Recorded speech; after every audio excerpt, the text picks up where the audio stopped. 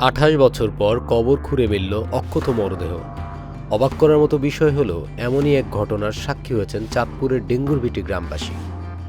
কেউ বলছেন অলৌকিক, কেউ বলছেন সৃষ্টিকর্তার কুদরতের নিদর্শন হিসেবেই ২৮ বছর আগে দাফন হওয়া সাহেব আলী খানের মরদেহ এখনও অক্ষত অবস্থায় আছে। লাশ এবং কাপড়ের কাপড়টাও কিছু হয়নি। এটা বোঝা যাবে এই লোকটা অবশ্যই ইল্লাল্লাযিনা আমানু ওয়া আমিলুস সলিহাত, সে ঈমান এনেছিল এবং নেক আমল করেছে। এবং কি লোকদের কাছ থেকে আমরা যা শুনতে পারলাম যে সে কখনো কারো হক নষ্ট করে নাই, কারো জমিনের বা বাড়ির কোনো কিছু পড়ে থাকলেও তিনি সেটা ধরে নাই। এতে বোঝা গেল হালাল রিজিক খাওয়ার কারণে আল্লাহ তাআলা তার দেহকে এখনো অক্ষত রেখেছে। জানা যায়, ওই গ্রামের বাসিন্দা মোহাম্মদ সাহেব আলী খান ৭২ বছর বয়সে ১৯৯৬ সালে ঢাকা মেডিকেল কলেজ হাসপাতালে মারা যান। পরে তাকে ডেঙ্গুরভিটি গ্রামের পারিবারিক কবরস্থানে দাফন করা হয়। কবরের উপর দিয়ে গ্রামের রাস্তা নির্মাণের পরিকল্পনা থাকায় কবরটি অন্য জায়গায় হস্তান্তরের সময় বিষয়টি প্রকাশ্যে আসে। ওটা মানে ছেলে চাইছে আমরা আগে তুলতে, তা তুলতে গেলে ছেলে কইছে আমি ইটালিতে না আইতে তুলবো না।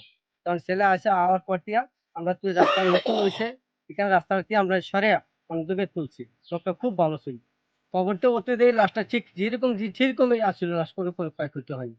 কাপড় একটা সুতাও কোনো ক্ষতি হয়নি, দাগও পড়েনি। মরদেহ কবরে অক্ষত থাকার খবর শুনে ওই বাড়িতে ভিড় জমান এলাকাবাসী।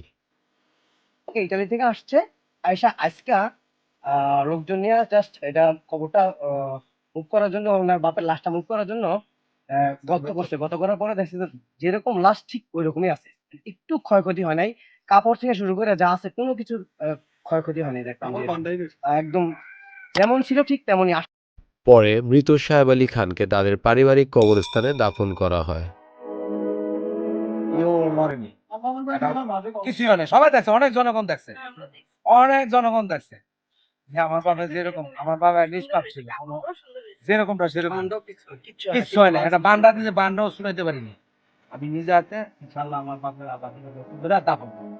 আল্লাহ চাই।